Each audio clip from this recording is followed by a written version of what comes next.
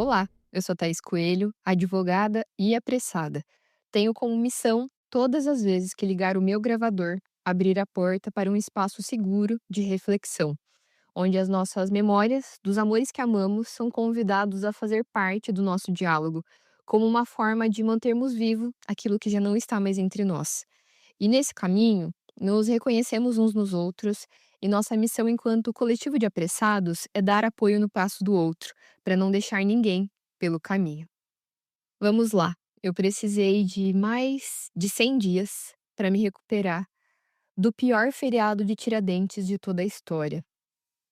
21 de abril nunca mais vai ter o mesmo significado depois de 2025. Como esquecer aquilo que nós estávamos fazendo naquela segunda-feira? Eu exatamente estava, naquele dia depois da Páscoa, me organizando para fazer o episódio que eu falaria sobre o Papa Francisco. Eu tinha divulgado nas minhas redes sociais que eu ia falar sobre ele, tinha preparado o roteiro, me organizado e pensado: vou aproveitar esse feriado para conseguir gravar. E simplesmente veio a notícia do falecimento de Francisco. E foi um luto que me atravessou inteira em espaços da minha vida que eu não imaginava que podiam estar tão fragilizados diante da ausência dessa pessoa que foi tão importante na minha história de fé. Então, naquela segunda, eu com o meu péssimo hábito de acordar e já pegar o celular para ver o que que tem de novo nas redes sociais, me deparei com essa notícia. E, meu Deus, como é difícil imaginar o nosso mundo sem a presença física da pessoa que a gente ama, da pessoa que o nosso coração aprendeu a amar. Eu acredito que esse é um dos maiores desafios do luto. Nós aprendemos a amar alguém e a receber o amor dessa pessoa. E esse afeto é um sentimento tão, tão forte que eu sinto que é o amor que mantém a base de nos manter firme na vida. Então, quando de repente essa pessoa não tá mais aqui, é como se a gente perdesse parte dessa base. Santiago nos fala que a fé sem obras é morta e que essa obra, que é uma figura de fé, muitas vezes ela também é interpretada como o amor. E quando a gente perde a presença física de alguém, as obras que essa pessoa fez, elas permanecem vivas. Principalmente quando nós pensamos nessas obras de fé. E esse amor recebido continua ressoando como uma música que vai tocando ao fundo de alguma coisa e que nunca chega ao fim, porque ela vai embalando toda a cena até o final das nossas vidas. Porque o amor tem essa potência de não se esgotar. E o que eu sentia de amor pelo Papa Francisco era como se fosse recíproco, e eu sentia como uma fonte inesgotável de afeto. Talvez quem nunca tenha feito parte da Igreja Católica, ou mais especificamente de uma pastoral social dentro da Igreja Católica, não vai compreender o que eu e as pessoas que fazem parte desses grupos enfrentamos. Os fundamentalistas católicos, os tradicionalistas, muitas vezes distorcem muitos fundamentos da fé para atacar e deslegitimar o trabalho que a gente faz. E essa é uma perseguição muito cruel e injusta que é violenta. É uma dor que chega a ser física, ainda que eles não nos agridam na nossa pele, é uma dor que dói diretamente na nossa carne. E com tantas injustiças no mundo real e dentro da própria igreja, eu me questiono por que essas pessoas lutam contra um grupo que está legitimado na própria fé que elas utilizam como fundamento para nos atacar. Para vocês terem uma ideia, certa vez eu tive a honra, entre aí uma questão bem irônica, de conversar com um desses fanáticos. E Eu tive essa conversa com essa pessoa logo após a publicação de uma das encíclicas mais importantes que reverbera até hoje na nossa igreja e na sociedade como um todo, que foi a Laudato Si. A Laudato Si foi feita pelo Papa Francisco com o objetivo de denunciar o consumismo desenfreado, esse desenvolvimento irresponsável de empresas, de grandes potências que não têm responsabilidade nenhuma com todo o restante da humanidade, que se preocupam apenas com os seus interesses pessoais e com o capital. E essa pessoa com um ar de autoridade, que apenas a arrogância é capaz de dar para alguém, me disse que o Papa Francisco tinha sido, com essas exatas palavras, mal assessorado na elaboração da Laudato Si. Esse tipo de grupo é tão fiel a uma cartilha ideológica que eles, inclusive, combatem outras pessoas que não concordam com eles, dizendo que também são coisas ideológicas, mas existe uma cartilha ideológica tão bem delimitada que ignorar a crise ambiental virou quase como um ato de fé e faz parte do apocalipse particular desse grupo. Então eu vi com esse corpo que vos fala e que a terra há de comer, que essas pessoas desejavam o mal do Papa Francisco. Muitas desejaram realmente a sua morte. Ainda que eu me espante com esse tipo de situação, eu acho que a gente nem deveria se espantar tanto. Porque a história da humanidade nos mostra que as piores atrocidades sempre foram cometidas em nome de Deus. A própria fé que enraiza todo o nosso cristianismo foi feito com base na morte e ressurreição de alguém que, quando morto, teve as suas questões diretamente interligadas também com princípios que eram relacionados à religião. Tem uma música, inclusive, que é muito sagaz para esse tipo de situação, que ela é meio pesada, talvez não indico para pessoas sensíveis, mas que ela fala que o nome dela, o título é Nunca em Nome de Satã, do Rafael Castro. E ele fala de questões muito interessantes que aconteceram ao longo da história da nossa humanidade, de coisas horríveis que aconteceram e que foram legitimadas como se fossem feitas em nome de Deus. E nunca em nome daquele que promove realmente o mal que a gente vive. Enfim, essa é apenas uma página de toda a tragédia que a gente já precisou enfrentar, mas é a página da qual a nossa vida está sendo escrita. Então, testemunhar esse tipo de coisa ainda assim é muito perturbador. E o Papa Francisco foi para nós a encarnação da certeza de um amor que dava sustento para nossa caminhada pastoral.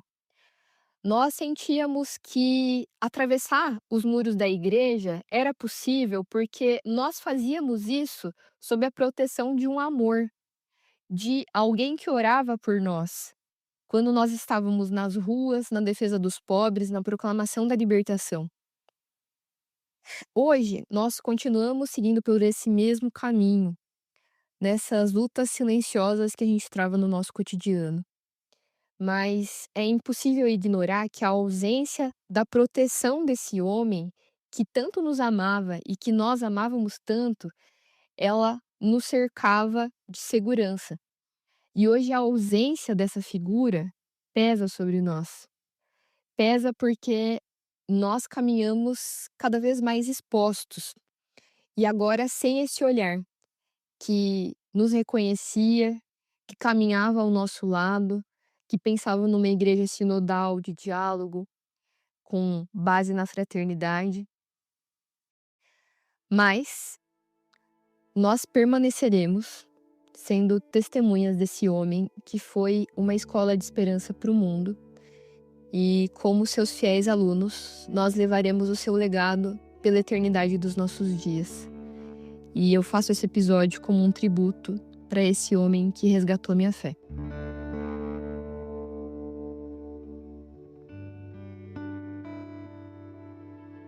O R retroflexo é uma característica de pronúncia bem peculiar que surgiu no Brasil, e estudiosos da linguística acreditam que ela surgiu a partir de uma interação entre indígenas e colonizadores portugueses.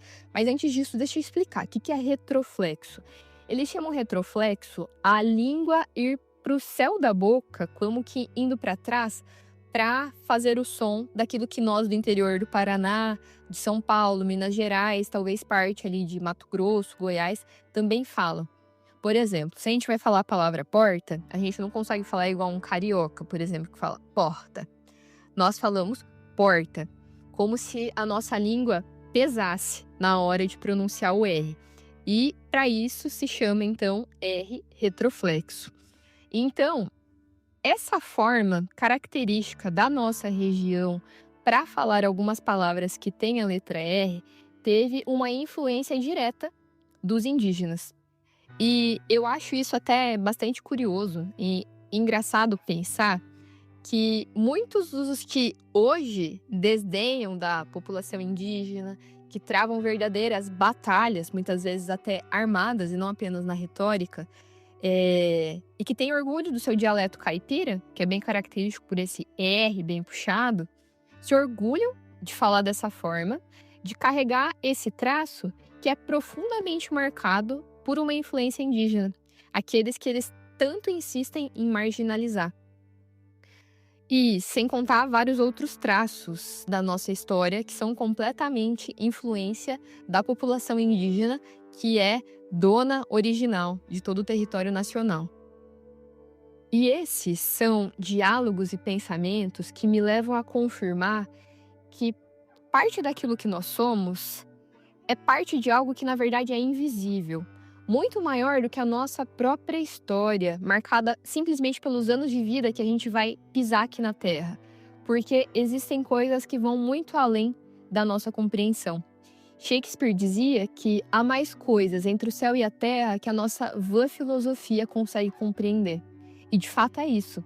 Nós talvez passaremos a vida inteira tentando entender por que que nós falamos de determinada maneira, pensamos de determinado modo, sem compreender que talvez isso tenha uma origem muito mais profunda da nossa história como um todo, e não apenas no nosso eu isolado. Então, muito mais do que escolhas isoladas ou necessariamente vontades individuais, todos nós somos fruto do lugar em que nascemos, da língua que nós falamos, das histórias que a gente vai herdando sem nem mesmo perceber. Não recebemos necessariamente um inventário passando para nós essa herança, mas ela chega até nós de alguma maneira. E se a gente pensa na história, por exemplo, da nossa igreja, durante muitos séculos nós tivemos chefes da igreja que representavam um mesmo ambiente, um mesmo mundo. E não por acaso, as palavras que saíam da boca dessas pessoas e os posicionamentos que eles ocupavam no campo das suas ideias eram sempre os mesmos, porque eles tinham como origem o mesmo lugar. E acaba que muitas pessoas, por exemplo, quando se mudam de um lugar e vão viver em um outro, neutralizam os seus sotaques ou até acabam aderindo ao sotaque da outra região. Então, talvez alguém do interior do Paraná que vai morar no Rio de Janeiro vai perdendo esse sotaque de falar perdendo. Ela vai falar perdendo. E outras características que vão se somando do novo lugar que ela vai ocupar. E com a nossa igreja, com a Igreja Católica, não seria diferente. Se faz necessário habitar novos lugares para que uma nova linguagem seja introduzida. Eu diria que mais do que isso, que seja possível ter um novo jeito de falar e que esse novo jeito seja compreendido. E esse som de esperança latino-americano nunca havia ressoado nas paredes do Vaticano. As apostas nunca indicaram o nome deste homem, Mário Jorge Bergoglio. Especialistas não citavam ele como um homem papável, como alguém vindo da Argentina poderia se tornar papa. Mas foi assim que um homem latino-americano, sem adornos nem joias, com uma veste branca muito simples, apenas com uma cruz sobre o seu peito, inaugurou um novo capítulo não só na história da nossa igreja, mas também no mundo.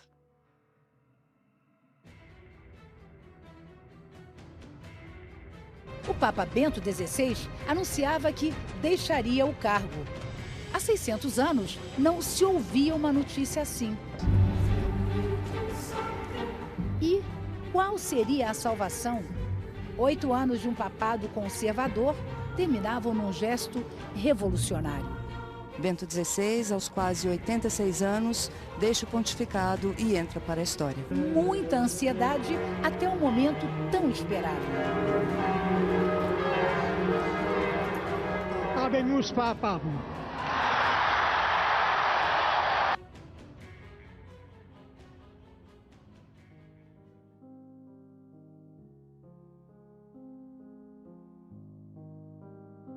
Era julho de 2013 e naquela época eu tinha 16 anos. E eu me lembro perfeitamente que eu estava sentada no sofá da sala da casa dos meus pais e via na TV algumas cenas que me chamavam muita atenção.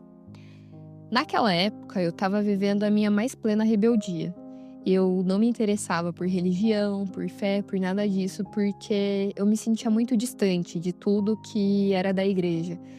Porque eu não via a igreja conversando comigo e com as questões sociais que já me eram muito caras desde aquele momento, mesmo antes do meu despertar para também essa questão do próprio evangelho.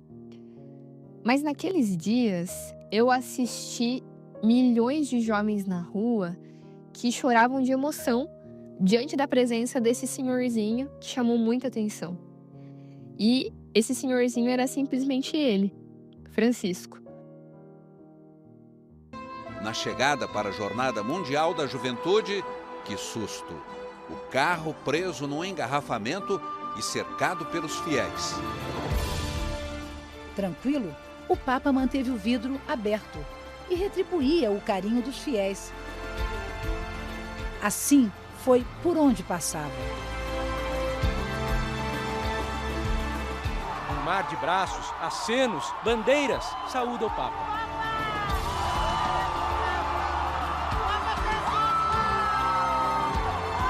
Os gritos da multidão parecem ter saído de um show de rock.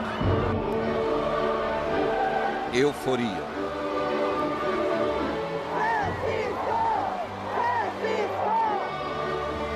Comoção. Eu tô feliz, eu tô emocionada.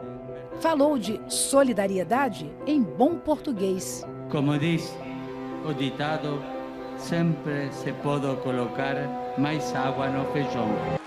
A fé de vocês é mais forte que o frio e a chuva. E numa outra entrevista, uma declaração ganhou repercussão mundial. A resposta que ganhou as manchetes do mundo todo foi a pergunta sobre os gays, feita pela correspondente da Rede Globo, Ilse Scamparini. Come Sua Santità intende affrontare tutta la questione della lobby gay? Se una persona è gay e cerca il Signore e ha buona volontà, ma chi sono io per giudicarla? E non si devono emarginare. Naquele ano de 2013, que foi uma das primeiras ações de visita que ele teve enquanto Papa, Francisco veio para o Brasil e reuniu quase 4 milhões de pessoas em Copacabana para a celebração da Santa Missa, aonde ele mostrou todo o seu potencial enquanto uma liderança que realmente estava completamente comprometida com as causas do Evangelho. E essa força, esse despertar que ele fez, de alguma maneira foi tão forte que me atingiu naquele sofá. Era como se ele falasse diretamente ao meu coração. Tu corazón joven, quiere construir un mundo mejor. Sigo las noticias del mundo y veo que en tantos jóvenes en muchas partes del mundo han salido por las calles para expresar el deseo de una civilización más justa y fraterna. Los jóvenes en la calle son jóvenes que quieren ser protagonistas del cambio. Por favor, no dejen que otros sean los protagonistas del cambio. Ustedes son los que tienen el futuro. Ustedes, por ustedes entra el futuro en el mundo.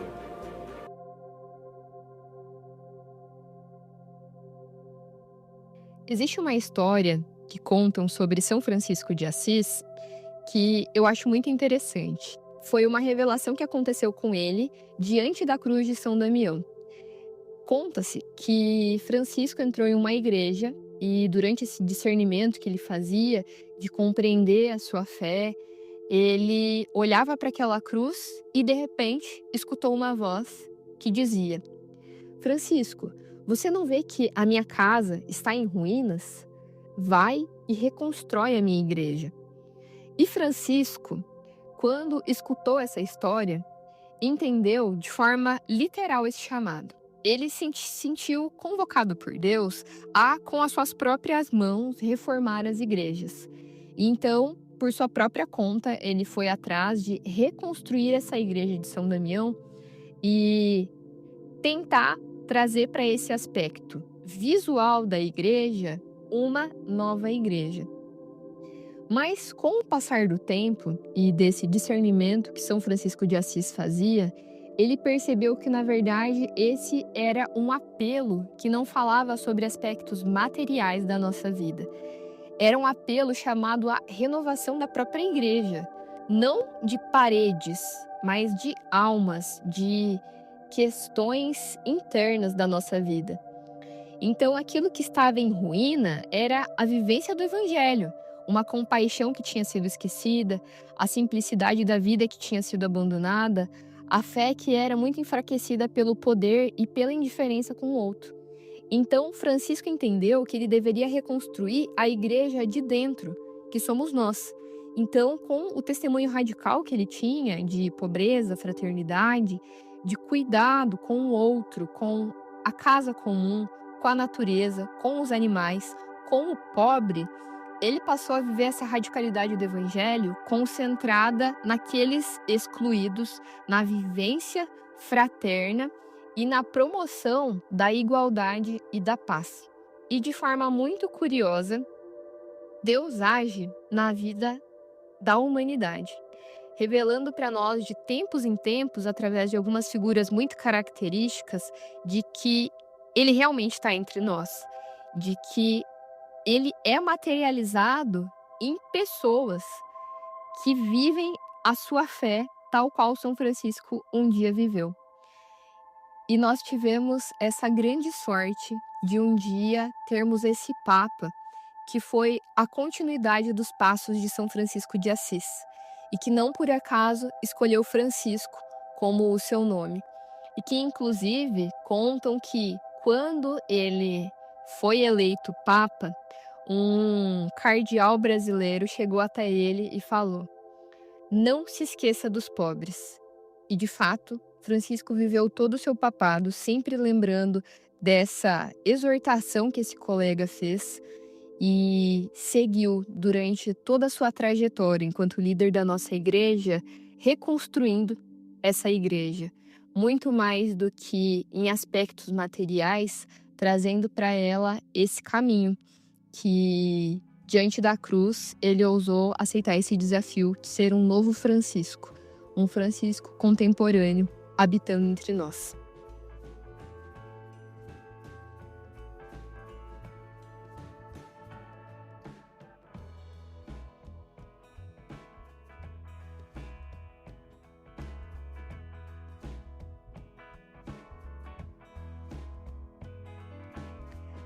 Ser latino-americano muda profundamente o modo como nós enxergamos os problemas sociais do mundo. Nós não apenas assistimos à desigualdade, nós vivemos ela, nós sentimos ela diretamente no nosso cotidiano. Ser latino-americano significa que nós somos resultado de séculos de exploração de países que hoje são chamados de primeiro mundo, mas que construíram a sua bonança, a sua riqueza, às custas das nossas terras, das nossas riquezas e da nossa gente. Nós somos herança de povos que fugiram de guerras, dos escravizados. E olha que curioso, até mesmo a forma como a nossa língua se movimenta na nossa boca tem uma raiz nessa exploração, porque nasceu da intervenção desse diálogo do explorador e do explorado. E o Papa Francisco foi um papa realmente diferente de todos os outros que existiram, porque ele nasceu, viveu e pisou nesse chão, nesse solo que conhece e reconhece aquilo que é desigualdade. Então, diferente de outros papas que vieram de nações colonizadoras, ele carregava na sua alma todo um continente que era marcado por luta, por resistência e por uma fé que muitas vezes brotava em meio à dor. A maneira como ele via o mundo, a maneira como ele colocava a sua linguagem de maneira simples, em um compromisso com os pobres, com a justiça social, não eram apenas escolhas pessoais, mas eram frutos da história que ele teve, da sua origem, do mergulho profundo do evangelho que ele viveu entre as pessoas que ele conviveu. Francisco foi, em si mesmo, testemunho do lugar que nós vivemos, molda quem nós vamos nos tornar. E, principalmente, quem nós escolhemos nos transformar. E Francisco nos mostrou isso durante todo o seu papado. Ele foi a consolidação da sua própria história, o compromisso com o lugar de onde ele veio. A escola que nós frequentamos ensina a gente a reconhecer a letra R e várias outras. E dependendo da região em que nós moramos, esse R vai ser retroflexo e outras vezes não. Francisco foi uma escola que nos ensinou a reconhecer Deus em todas as coisas. Ele nos ensinou a ler a vida com esperança. O Vaticano diz que as últimas palavras do Papa Francisco foram um agradecimento para o enfermeiro que ele tinha. Ele agradeceu por ter sido encorajado a fazer um último passeio na Praça de São Pedro naquele domingo de Páscoa. E dizem que a última frase que ele disse foi: "Obrigada por me trazer de volta à praça". Francisco, naquele julho de 2013, pegou na minha mão e na mão de vários jovens e nos levou para passear na Praça da Vida. E nos mostrou que era possível viver uma igreja e viver um evangelho de uma maneira completamente diferente daquilo que tudo que tinha sido apresentado para nós ao longo de todos os anos. Francisco disse uma vez que ele foi apenas um passo dentro da igreja. E nós, como seus alunos, Francisco, nos comprometemos a ser a continuidade da sua caminhada. Nós continuaremos levando essa esperança de legado por toda a eternidade. Enquanto nos forem dados passos, nós caminharemos por você e levaremos para sempre o seu legado de esperança e de fé.